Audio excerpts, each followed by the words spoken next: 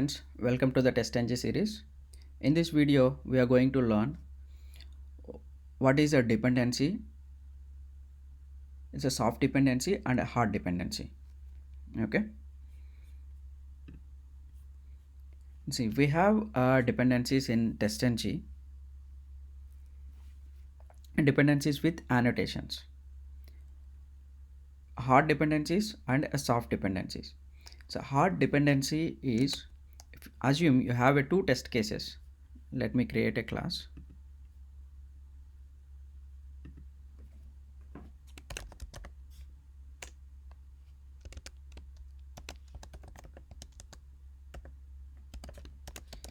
Dependency example.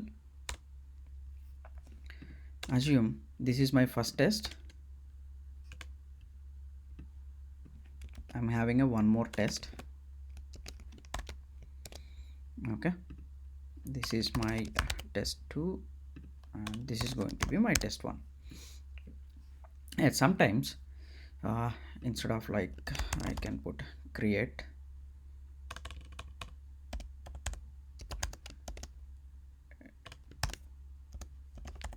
record, and this would be update record.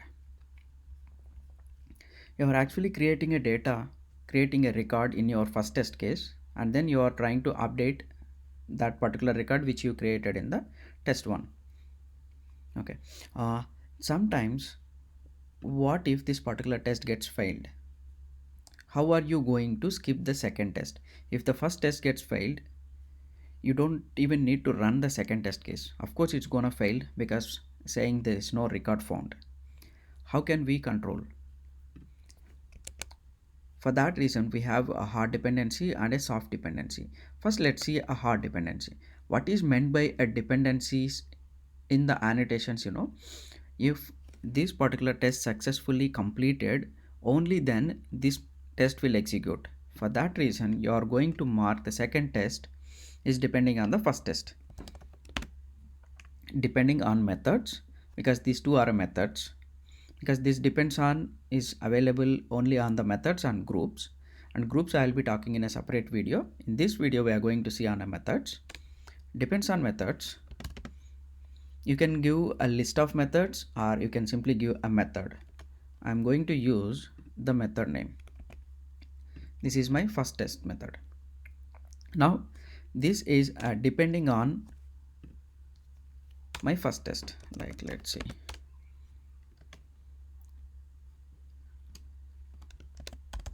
create record. Here I'm going to update my record. This is update record. If I run this, both tests will execute and passed. See, test runs are 2, failures 0 and skipped 0, because though this second test is depending on the first one, the first test case there is no failure in the first test. It runs successfully. What if the first test gets failed? Let us make the first test failed. Asset dot fail. Okay, I'm making the first test forcefully failed, and so that the second test will get skipped. Let's run this.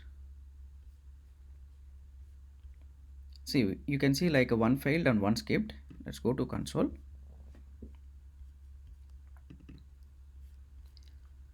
See, create record is executed, but that gets failed. Once after you print this create record, we have asset.fail, and that particular the test 1 got failed. That is the reason update record test method is skipped. So this update record is not executed. You can see total test runs 2, one failed, that is the first test case. We made it fail forcefully, and the second is skipped. Skip count is 1. And now let's say though the first test gets failed, you wanted to run the second test, but after the first test execution gets completed. How you can make that? Irrespective of my first test is successful or a failure, I want to run my second test. That is a soft dependency. Soft dependencies. You will always be run after the methods you depend on, even if some of them have failed. Using always run is equal to true. I'm going to add always run is equal to true. Okay, in this scenario, though the first test failed, the second test also will execute. Let's run and see. See, now there is no skip test cases. So failure is 1 because still our first test case is failed. That is the failure count. The total runs are 2, but there is no skip. The second one is successfully executed.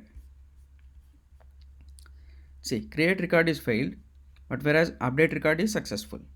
That gets passed. This is how we can use always run option is equal to true to make your test gets executed irrespective of the failure or success of your dependent methods. Okay, this is like a hard dependency and a soft dependency, and there is a one more important thing we need to remember here. What if, let me remove this asset failure for now. This test to update record is depends on methods create record. What if this method is not present? Like let's say I deleted this, or let me comment out. I just commented out this method. What will happen if I run? Because this particular test looks for depends on methods create record, but that is not available. It has to throw an exception.